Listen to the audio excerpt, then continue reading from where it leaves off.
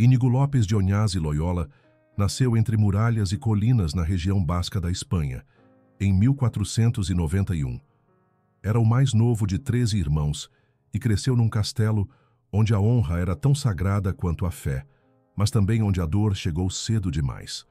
Sua mãe partiu quando ele ainda era menino, e o pequeno Íñigo, entregue aos cuidados de uma ama simples e piedosa chamada Maria de Garim, conheceu o consolo da ternura humana antes de aprender os rigores da glória mundana. Ao redor da lareira, ele escutava maravilhado os feitos dos cavaleiros que desafiavam reis e monstros em nome da justiça, da coragem e do amor. Mas o que mais lhe brilhava no olhar era o desejo de tornar-se ele mesmo um desses heróis, não por santidade, mas por fama. Seu coração ansiava por aplausos, por duelos, por vitórias grandiosas. Já ali, escondido sob sua capa de menino sonhador, Deus via um futuro soldado da fé. Esse menino que um dia seria conhecido como Santo Inácio de Loyola foi, antes de tudo, um homem comum, vaidoso, impulsivo, apaixonado por aventuras. Foi também um pecador sincero que soube reconhecer sua miséria e, por isso, tornar-se mestre no caminho da conversão. Esta história não é sobre um santo que nasceu pronto, mas sobre alguém que foi lentamente quebrado e refeito pelas mãos de Deus. Cada dor, cada perda, cada humilhação foi, na verdade, um chamado ao amor verdadeiro, aquele que não busca glória para si, mas que se deixa consumir pelo bem das almas. A vida de Santo Inácio é um mapa espiritual para quem caiu, para quem se desviou, para quem carrega feridas físicas ou da alma. Ela fala ao coração de mães que choram pelos filhos, de homens e mulheres que se sentem perdidos depois de tantos sonhos frustrados. Sua história nos revela que a queda pode ser o começo da ressurreição, que o fracasso pode esconder uma missão eterna. Nesta jornada, veremos como Deus transforma orgulho em humildade, desejo de glória em desejo de servir e um cavaleiro mundano em apóstolo ardente do reino. Vamos caminhar ao lado de Inácio, desde sua juventude impetuosa até sua entrega total ao Cristo que, um dia, lhe diria: "Eu vos serei propício em Roma." Cada passo dessa trajetória é um espelho onde podemos reconhecer nossas próprias quedas e esperanças. Esta é a história de quem foi ferido por Deus e renasceu para amar sem medidas. Íñigo Lopes cresceu entre espadas e sonhos de conquista, envolto pelas tradições nobres de uma Espanha marcada por batalhas e glórias. Filho de um veterano da Reconquista e irmão de um explorador que partira com Cristóvão Colombo, ele herdou o sangue inquieto dos que não se acomodam à rotina. Era o mais novo de 13 irmãos, e desde cedo conheceu a ausência da mãe, que partira prematuramente, deixando nele uma saudade silenciosa. Foi amamentado pela caridade de Maria de Garim, esposa de um ferreiro, mulher simples, que lhe ofereceu o colo que o destino lhe negara. A grandeza que sonhava ainda não era espiritual, mas já o chamava como um eco interior. Ele ouvia, encantado, os contos de cavalaria que embalavam as noites ao pé da lareira. Histórias como a canção de Rolando ou as façanhas de El Cid moldavam seus pensamentos, inflamando seu coração com ideais de bravura, fidelidade e triunfo. Mas o menino que brincava com espadas de madeira não buscava apenas coragem. Ele desejava ser admirado, vencer para ser aclamado. O heroísmo que o atraía era recheado de orgulho. Ainda assim, Deus o observava com paciência, como quem espera o momento certo de tocar o íntimo. Íñigo queria ser um cavaleiro não por amor à justiça, mas para gravar seu nome na história e conquistar os olhares das damas. Seus modelos não eram os santos, mas os valentes das lendas. Na alma daquele garoto, porém, havia uma força indomável que, embora desorientada, seria um dia canalizada para os céus. Era um espírito que não se conformava com pouco. E quando um coração assim se encontra com Deus, o que nasce não é apenas santidade, é missão. A infância de Íñigo foi, ao mesmo tempo, ternura recebida e vazio sentido. Carente de afeto materno e cercado por exemplos de honra guerreira, ele cresceu acreditando que a vida se justificava na conquista, no combate, no reconhecimento público. Mal sabia que, décadas depois, O combate mais difícil que travaria seria contra o próprio orgulho, e que a verdadeira conquista seria sobre si mesmo. O pequeno Íñigo, criado entre muralhas de pedra e paisagens montanhosas, foi forjado no silêncio da perda e no fogo da ambição. Mas o Senhor, como fez com tantos outros, permitiria que ele se perdesse nos caminhos do mundo, para só então fazê-lo encontrar o único caminho que conduz à vida. Se alguém quer vir após mim, negue-se a si mesmo, tome cada dia sua cruz e siga-me. Evangelho de Lucas, capítulo 9, versículo 23. Deus começava ali a esculpir lentamente seu apóstolo, não pela via da doutrina precoce ou da inocência constante, mas por meio das quedas, das ilusões humanas e dos sonhos que seriam despedaçados, para depois serem reconstruídos sobre a rocha firme. Íñigo ainda não sabia, mas aquele desejo ardente de feitos grandiosos não seria extinto, apenas transformado, porque o Senhor não destrói as paixões humanas, Ele as redime. E o menino sonhador das colinas de Loyola, que ansiava pelas batalhas da terra, um dia descobriria a glória escondida na batalha do espírito. Na juventude, Íñigo foi lançado no coração do mundo. Enviado à corte de Castela como pajem do ministro Juan Velázquez de Cuéllar, experimentou o fascínio e o brilho de uma vida onde a aparência era tudo. Vestia-se com requinte, cuidava com esmero dos cabelos, dançava com destreza nos salões e empunhava a espada com elegância nos torneios. Aos olhos da sociedade, era o jovem perfeito, educado, corajoso, sedutor. Mas por trás desse verniz de glória, escondia-se um coração cada vez mais escravizado pela vaidade e pela sede de aplausos. O menino sonhador de Loyola agora respirava os vapores do orgulho, e cada gesto seu era moldado por uma busca incessante por prestígio e prazer. Sua alma, que poderia ter sido regada pela humildade do Evangelho, mergulhava em jogos de apostas, desafios por honra e em amores passageiros que o afastavam do que havia de mais puro.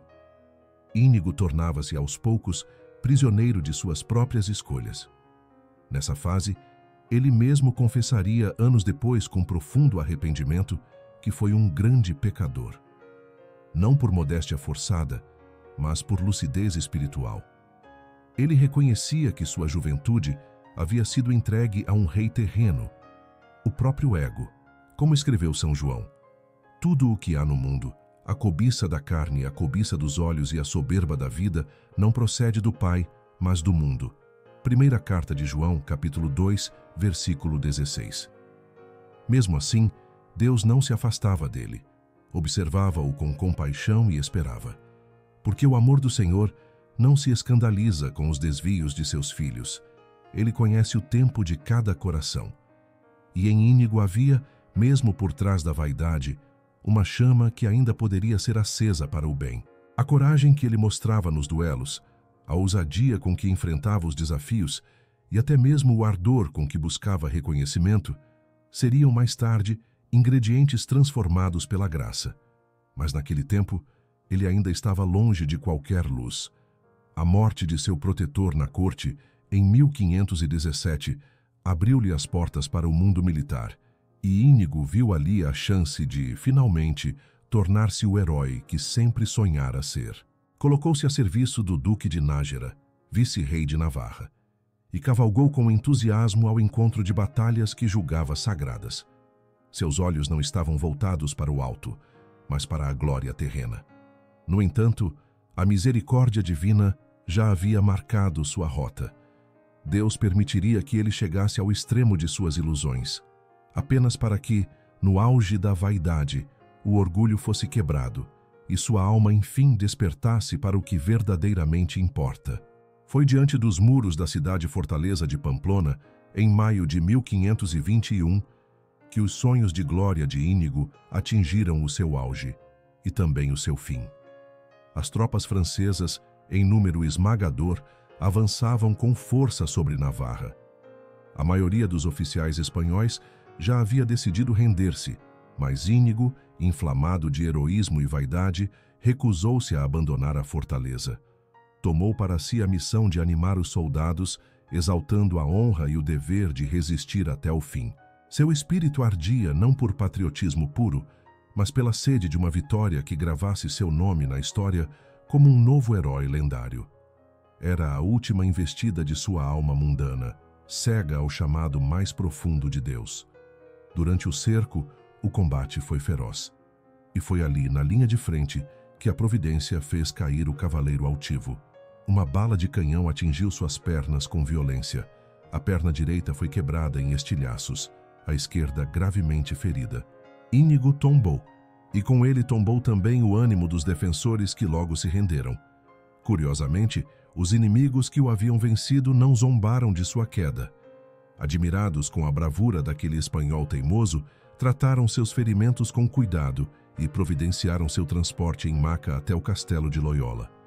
Não sabiam que estavam carregando, não apenas um soldado mutilado, mas um coração que começaria, ali, a ser recriado pelas mãos do céu. No chão frio da derrota, o corpo de Íñigo sangrava, mas o orgulho ainda resistia.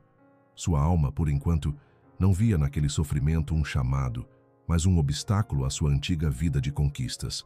Deus, porém, já estava cavando fundo o terreno onde plantaria algo novo.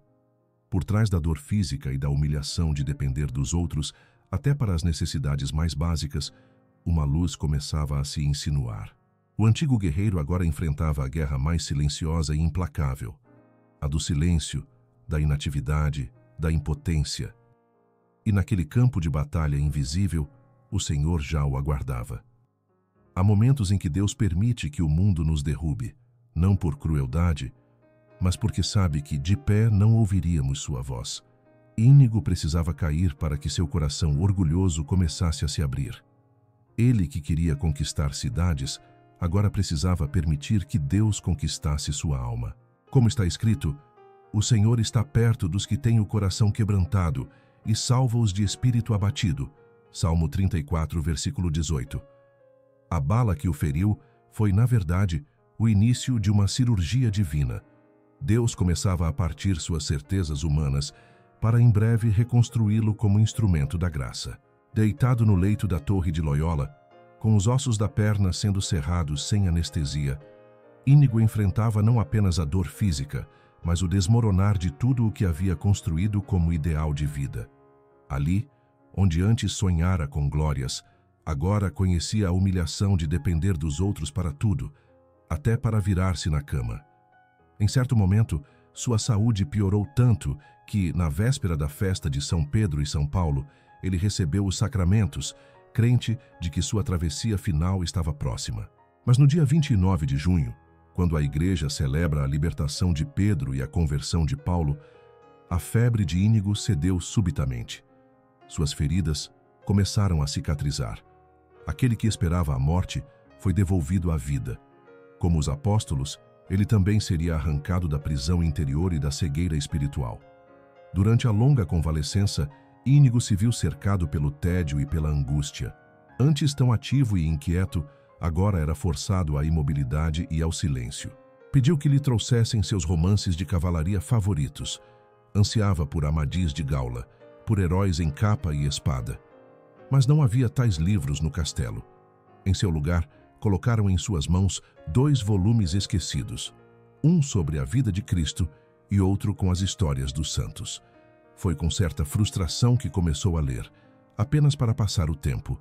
Mas aquelas páginas, escritas com fervor e fé, começaram a operar algo que nem a dor conseguira ainda provocar: uma mudança interior. Inicialmente, sua leitura era quase competitiva. Ele se comparava aos santos como antes se comparava aos cavaleiros. E se eu imitasse São Francisco em suas penitências? E se eu pregasse com o fervor de São Domingos? Mas algo começou a se revelar. Quando sonhava com conquistas mundanas, sentia apenas excitação passageira, seguida de vazio. Já os pensamentos voltados a Cristo e aos santos traziam paz, consolo e uma alegria que persistia mesmo após o fim da leitura. Foi o primeiro vislumbre de discernimento espiritual. A graça o tocava por meio das pequenas escolhas do coração. Ali, entre um suspiro de dor e uma página de vida santa, Íñigo começou a perceber que não estava sendo punido, mas despertado. As glórias que buscava estavam ruindo, mas uma glória maior, silenciosa e escondida, nascia dentro dele. Aquilo que antes o fazia sentir-se forte, a honra, a vaidade, os elogios, tornava-se agora cinza diante da simplicidade de uma vida entregue a Deus. As ideias mundanas me deixavam seco e triste depois. Já os pensamentos de imitar os santos me enchiam de alegria e consolação duradoura, escreveria mais tarde. Como está nas Escrituras, não vos conformeis com este mundo, mas transformai-vos pela renovação do vosso entendimento, para que experimenteis qual seja a boa, agradável e perfeita vontade de Deus. Carta aos Romanos, capítulo 12, versículo 2. Deus não gritou em sua vida, apenas sussurrou através de livros deixados à beira da cama. E Íñigo, antes surdo às coisas do alto, começou enfim a escutar. Foi numa dessas noites longas e silenciosas, enquanto velava acordado, que Íñigo recebeu um presente do céu que selaria sua conversão. Enquanto refletia sobre as páginas sagradas que lia, envolvido por pensamentos de penitência e de entrega, uma visão o visitou com suavidade. Nossa Senhora apareceu diante dele, trazendo nos braços o menino Jesus. A glória daquela presença encheu o aposento de uma luz que não era desta terra, mas também de uma ternura que ele nunca havia conhecido. Aquela que por anos venerara apenas com devoção formal, agora se fazia próxima, quase materna.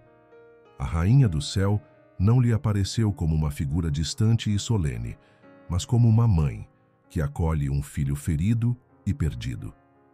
Aquela visão, narrada com discrição em sua autobiografia, foi mais do que uma experiência mística, foi um parto espiritual.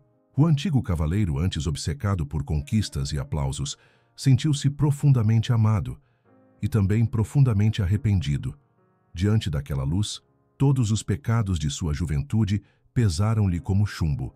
As vaidades, os prazeres, os duelos por orgulho, os desejos desordenados.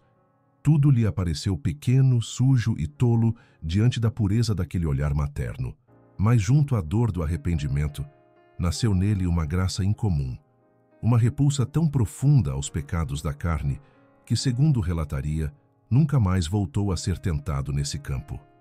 Foi como se Maria Santíssima, com o menino nos braços, houvesse tocado sua alma com um véu de pureza nova, lavando-lhe os desejos, os pensamentos, a memória. Naquela madrugada, consumou-se sua verdadeira conversão. Íñigo renascia, não por esforço próprio, mas por graça, não por orgulho ferido, mas por amor ferido. Aquele que fora um sedutor impetuoso, agora desejava apenas a companhia dos santos. O que antes via como glória, conquistar corações, vencer batalhas, exibir-se nas cortes, tornara-se sombra. Tudo o que agora ansiava era saber qual era a vontade de Deus. O cavaleiro de Loyola se transformava em peregrino de Cristo. Como escreveu o apóstolo Paulo, se alguém está em Cristo, é nova criatura. As coisas antigas já passaram, eis que tudo se fez novo. Segunda carta aos Coríntios, capítulo 5, versículo 17. Naquela visão, Íñigo não recebeu ordens, promessas, nem revelações detalhadas. Recebeu algo maior, um novo coração. A presença de Maria com o menino foi a resposta silenciosa de Deus à sua sede de sentido. E a partir dali, o que ele buscaria não seria mais honra pessoal, mas a glória de Deus e a salvação das almas. Foi esse amor puro e firme que o moveria até o fim de sua vida. Uma visita de poucos instantes, mas com frutos eternos. Assim que recuperou forças para caminhar, Íñigo pôs em prática o que havia decidido diante de Deus. Deixou o castelo de Loyola em segredo, com trajes modestos montado num burro, e partiu como peregrino. Seu destino era Montserrat, na Catalunha, santuário antigo, erguido entre montanhas, onde reinava a imagem da Virgem Negra. Mas não seria apenas uma viagem geográfica. Seria um rito interior, uma travessia do orgulho à humildade, da vaidade à obediência. O jovem fidalgo já não era mais um cavaleiro em busca de glória, Era agora um penitente que desejava entregar tudo por amor a Deus. No caminho, porém, o velho homem ainda tentava se levantar. Em um trecho da estrada, Íñigo encontrou um mouro e começaram a conversar sobre fé. O muçulmano ousou lançar dúvidas sobre a virgindade perpétua de Maria Santíssima, insinuando ofensas à honra da Mãe de Deus. O sangue do antigo espadachim ferveu. A velha ira do cavaleiro pulsou forte. Ele chegou a cogitar fazer justiça com as próprias mãos, mas logo lhe veio um pensamento estranho e revelador. E se deixasse Deus decidir? Chegando a uma encruzilhada, soltou as rédeas do burro e disse no íntimo: se o animal seguir o mesmo caminho do mouro, eu o alcançarei. Se tomar outra direção, não o perseguirei. A mula, como guiada pelo céu, tomou o rumo oposto. Íñigo entendeu o recado e se envergonhou. Deus havia usado até um animal para ensinar-lhe autocontrole e mansidão. Em Montserrat, no dia 25 de março, festa da Anunciação do Senhor, o peregrino chegou ao seu destino. Aquela noite seria sua vigília de armas, como os antigos cavaleiros que passavam a noite em oração antes da consagração. Diante da imagem da Virgem Negra, Inácio entregou sua espada e adaga.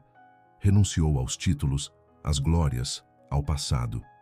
Retirou suas roupas finas e as deu a um mendigo. Vestiu-se com uma túnica grosseira de peregrino, feita de saco. Passou 3 dias em exame de consciência, confessando toda a sua vida passada com lágrimas e arrependimento. Na manhã seguinte, comungou com fervor. Aquele momento selava sua nova identidade. Íñigo tornava-se, a partir dali, Inácio, não apenas de nome, mas de alma. Naquela madrugada mariana, um novo homem nasceu, não pela espada, mas pela rendição. Tudo o que o mundo lhe oferecera foi colocado aos pés de Maria. A honra, a força, os sonhos humanos, tudo foi consagrado. Ele já não pertencia mais a si mesmo. Agora, como está escrito, já não sou eu quem vive, mas Cristo vive em mim. Carta aos Gálatas, capítulo 2, versículo 20. A entrega em Montserrat foi o altar de seu novo chamado. Inácio compreendia pela primeira vez que a maior batalha de um homem é vencer a si mesmo, e que nenhuma glória vale mais do que viver somente para Deus. Logo após deixar Montserrat, Inácio dirigiu-se à pequena cidade de Manresa, com o coração ardente de desejo por uma vida santa. Aconselhado por uma mulher piedosa chamada Inês Pascoal, recolheu-se a uma gruta nos arredores junto ao rio Cardonner. Ali, entre pedras, silêncio e solidão, começou uma das etapas mais decisivas e dolorosas de sua transformação espiritual. Pensava em passar apenas alguns dias, mas acabou permanecendo cerca de 10 meses. Vivia de esmolas, comia pouco, dormia no chão duro, jejuava frequentemente. Passava horas ajoelhado em oração. Era como se quisesse apagar com dor cada vestígio de seu passado. Mas em vez de paz, encontrou angústias que o dilaceravam por dentro. Assaltado por escrúpulos e dúvidas atrozes, Inácio mergulhou numa escuridão interior que o levou quase ao desespero. Perguntava-se se havia confessado bem todos os pecados, se Deus realmente o havia perdoado. A sensação de indignidade era tão opressora que chegou a pensar que morrer seria melhor do que viver afastado da misericórdia divina. Durante uma semana inteira, recusou alimento e água, punindo-se com severidade. Foi o momento mais sombrio de sua caminhada. O antigo cavaleiro agora travava uma guerra invisível, onde o inimigo não era externo, mas sussurrava no interior da alma, confundindo a voz da graça com a do desespero. Só não caiu porque, em sua humildade nascente, buscou ajuda. Seu confessor advertiu-o a não dar ouvidos àquelas sugestões e a confiar na misericórdia. Foi nesse campo de batalha da alma que Inácio começou a aprender as primeiras lições do discernimento espiritual, aquelas que mais tarde transmitiria ao mundo. Ele entendeu que não se deve mudar resoluções boas em tempos de desolação, mas perseverar até que volte à luz.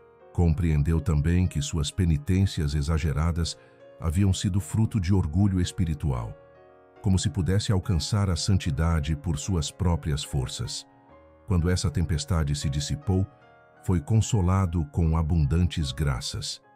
Deus lhe mostrou que a verdadeira santidade nasce da confiança, não do controle.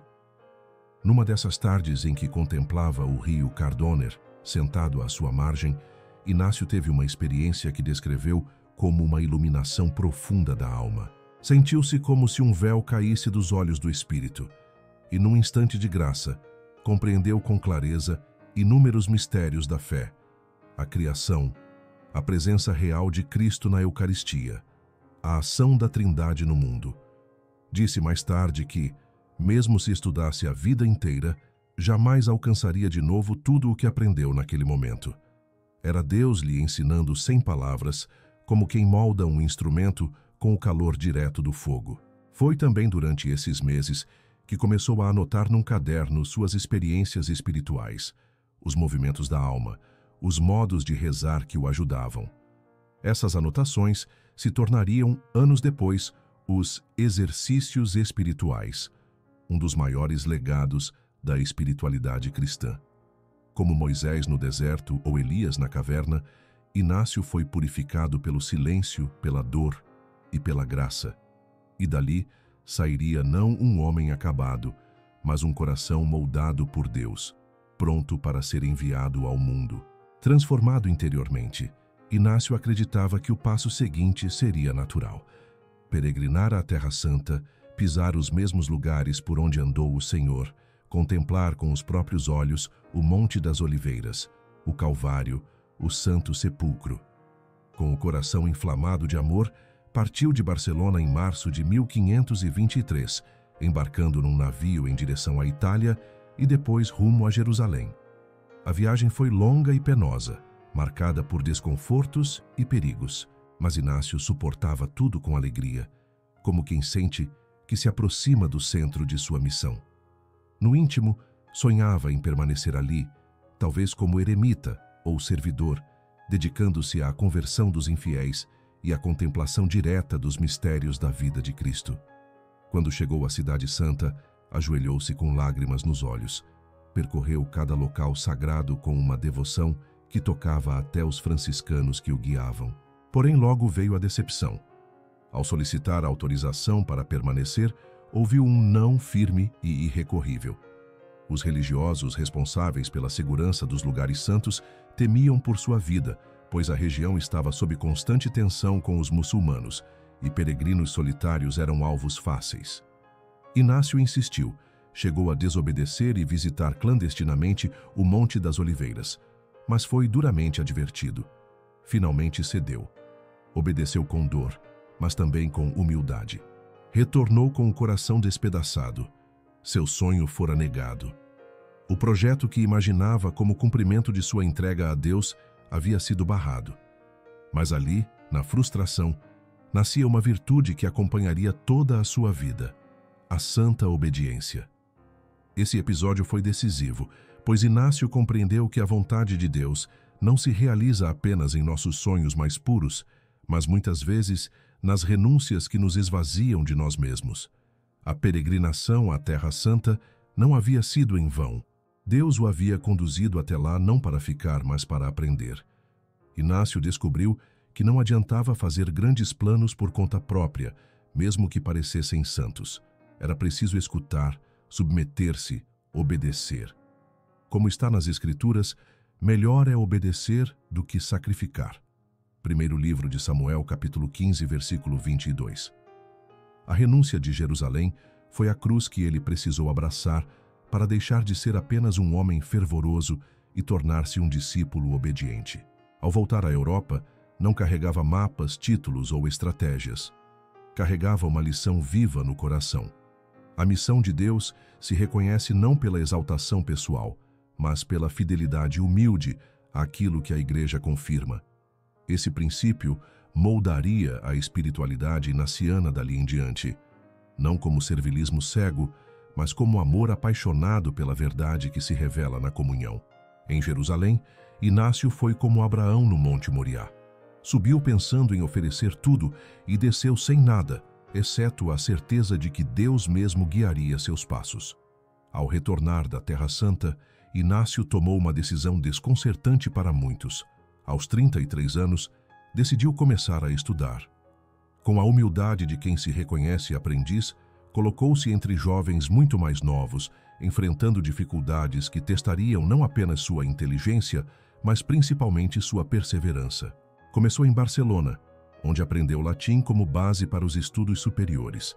De lá seguiu para Alcalá, Salamanca e finalmente Paris.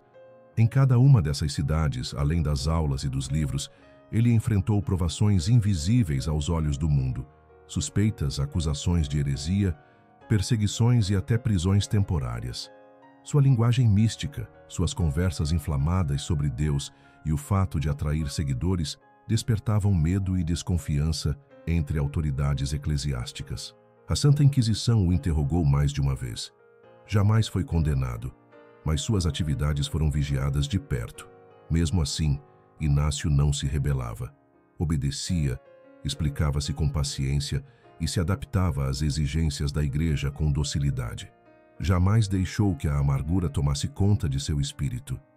Ele compreendia que a cruz que agora carregava não era de madeira, mas de incompreensão, julgamento e abandono. Ainda assim, continuava a instruir almas, especialmente entre os pobres e os estudantes, usando os primeiros esboços dos exercícios espirituais como fonte de conversão e discernimento. Era perseguido por amor a Cristo, e isso o unia ao próprio Senhor, que dissera: Bem-aventurados sois vós quando vos injuriarem e perseguirem, e mentindo, disserem todo mal contra vós por minha causa. Alegrai-vos e exultai, porque será grande a vossa recompensa nos céus. Evangelho de Mateus, capítulo 5, versículos 11 e 12. Em Paris, sua missão encontrou novo alento. Foi ali que conheceu os primeiros companheiros que dariam origem à Companhia de Jesus: Pedro Fabro, Francisco Xavier, entre outros. A amizade nascida da oração, do estudo e da partilha foi sendo moldada pelo Espírito Santo. Não se tratava de amizade comum, mas de aliança espiritual. Juntos buscavam uma entrega radical a Deus, unindo rigor intelectual com profundidade mística e paixão apostólica. Inácio, mesmo sem cargos ou reconhecimento, era o coração que inflamava os demais. Seu testemunho silencioso, sua firmeza no sofrimento, sua clareza de propósito tocavam profundamente os que o cercavam. Esses anos de estudo e provação formaram o caráter missionário e universal de sua vocação. Inácio não seria um pregador solitário, mas o pai espiritual de uma ordem inteira, nascida do fogo da oração e do cimento da obediência. E esse fogo, curiosamente, começou entre perseguições e suspeitas. Deus usava cada provação para purificar suas intenções e torná-lo ainda mais dócil à sua vontade. Se a glória o havia ferido no passado, agora era a humilhação que o curava. Por isso, neste momento do roteiro, convido você que tem um filho ou familiar afastado da fé a escrever seu nome nos comentários. Inácio também foi desconfiado, julgado, mal interpretado. Mas Deus o conduziu com paciência e firmeza. Que Ele também conduza aqueles por quem você reza, mesmo que hoje pareçam distantes. Em 15 de agosto de 1534, na capela de Montmartre, em Paris, Inácio e seus companheiros selaram com votos o nascimento de uma nova obra, um grupo que se consagrava inteiramente a Deus, prometendo pobreza, castidade e peregrinação à Terra Santa, ou, se fosse impossível, total obediência ao Papa. Nascia ali o coração da Companhia de Jesus, ainda sem nome, mas já viva em espírito. Aqueles jovens inflamados de zelo apostólico viam no Papa o sinal da vontade de Cristo e por isso dispunham-se a ir aonde fossem enviados. Inácio, que antes sonhava com reis e batalhas, agora colocava os pés do coração nos caminhos da Igreja, com a disposição total de um servo fiel. Depois de concluírem os estudos, partiram para Veneza, com o desejo de embarcar rumo à Terra Santa. Mais uma vez, os planos humanos foram frustrados. A guerra contra os turcos impediu as viagens. Ao contrário do que ocorrera anos antes, Inácio não se revoltou. Aceitou com serenidade e viu na obstrução uma direção. Compreendeu que sua missão não estava nas terras distantes do Oriente, mas no coração da Europa, em crise. A reforma protestante avançava com força. A Igreja, ferida por divisões internas e escândalos, precisava de homens decididos, obedientes, apaixonados por Cristo e preparados intelectualmente.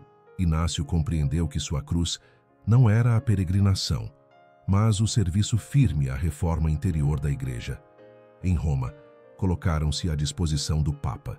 Em 1540, o Papa Paulo III aprovou oficialmente a nova ordem religiosa, a Companhia de Jesus.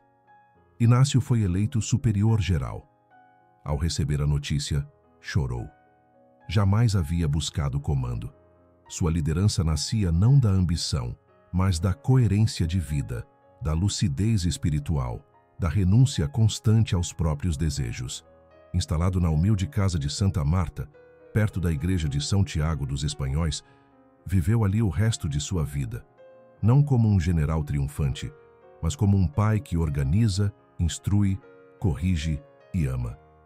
A partir daquele pequeno centro, começou a dirigir espiritualmente seus companheiros espalhados pelo mundo, com cartas cheias de discernimento, firmeza e carinho.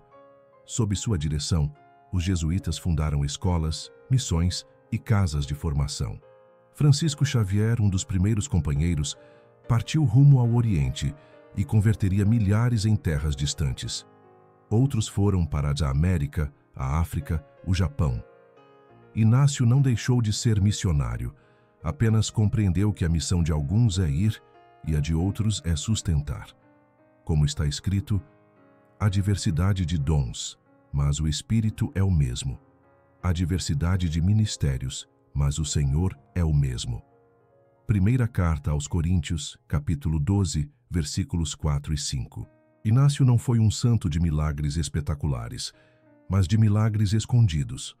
O milagre da obediência constante, da organização inspirada, da direção espiritual precisa, do amor incondicional pela Igreja. Nos últimos anos de sua vida, Inácio tornou-se um administrador incansável, mas jamais perdeu a profundidade espiritual que marcara sua conversão.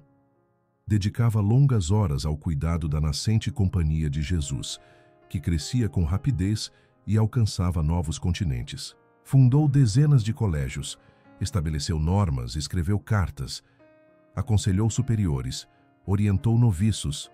Sua correspondência com os missionários se tornou um verdadeiro canal de formação espiritual. Mas, apesar das responsabilidades crescentes, jamais se afastou da oração. Todas as suas decisões partiam do silêncio e da escuta profunda. Seu quarto, simples e pobre, era o centro de um império espiritual sustentado pela graça. A saúde, no entanto, começou a declinar. Sofria com problemas estomacais severos e uma fraqueza que se agravava com o passar dos anos. Mas jamais reclamava.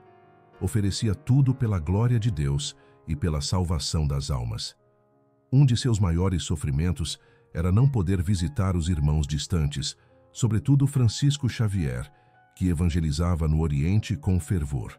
Mas mesmo sem sair de Roma, Inácio acompanhava todos com atenção e amor. Era pai, conselheiro, amigo, general e servo. Tudo em um só coração, que ardia de desejo de agradar somente a Deus. Na madrugada de 31 de julho de 1556, Inácio entregou seu último suspiro. Morreu em silêncio, sem alarde, como viveu depois da conversão. O homem que um dia sonhara com glórias mundanas partiu envolto apenas na graça. Morreu pobre, doente e esquecido por muitos que haviam recebido seus conselhos. Mas no céu, cremos, os anjos abriram alas para o cavaleiro que trocou a espada pela cruz, e cuja maior conquista foi a de si mesmo. O Papa Gregório XV o canonizou em 1622, e hoje a Igreja o celebra como Santo Inácio de Loyola, fundador da Companhia de Jesus e mestre de discernimento espiritual. A sua história é, acima de tudo, um convite à confiança. Ninguém está tão longe que Deus não possa alcançar. Ninguém é tão orgulhoso que a graça não possa dobrar. Ninguém caiu tanto que não possa se levantar, se entregar e começar de novo. Inácio foi cavaleiro, sonhador, pecador, peregrino, prisioneiro, estudante, formador, pai espiritual. Mas em todas essas fases, foi um homem que se deixou ferir por Deus para amar mais profundamente.